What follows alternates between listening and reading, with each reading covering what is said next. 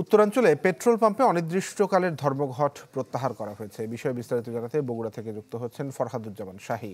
ফরহাদ। তানভীর, এখন থেকে ঘণ্টাখানেক আগে বগুড়ার জেলা প্রশাসকের কার্যালয়ে জেলা প্রশাসকের সাথে পেট্রোল পাম্প অনার্স অ্যাসোসিয়েশনের বৈঠক হয়।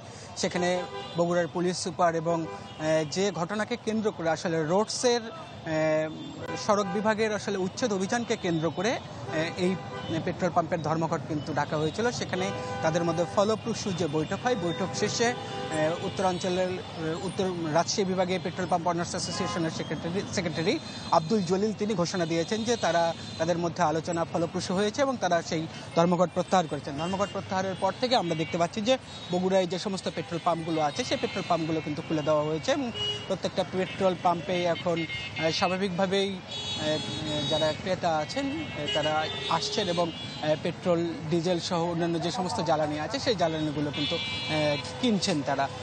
পেট্রোল পাম্প অনার্স অ্যাসোসিয়েশনের সাধারণ সম্পাদক তিনি যেটা বলছিলেন যে তাদেরকে না জানিয়েই আসলে তারা সড়ক বিভাগ উচ্ছেদ অভিযান পরিচালনা করেছিল। সেই কারণে আসলে দুইটি পেট্রোল পাম্পের কার্যক্রম কিন্তু বন্ধ হয়ে গেছিল।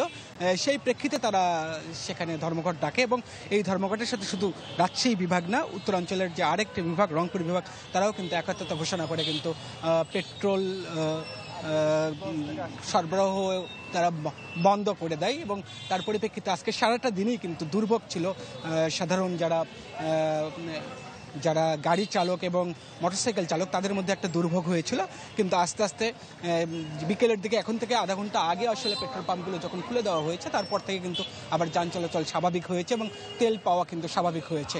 এখন পর্যন্ত পেট্রোল পাম্পের মালিকরা ধর্মঘট প্রত্যাহার করেছে। এটাই ছিল আমার কাছে সর্বশেষ। ধন্যবাদ আপনাকে।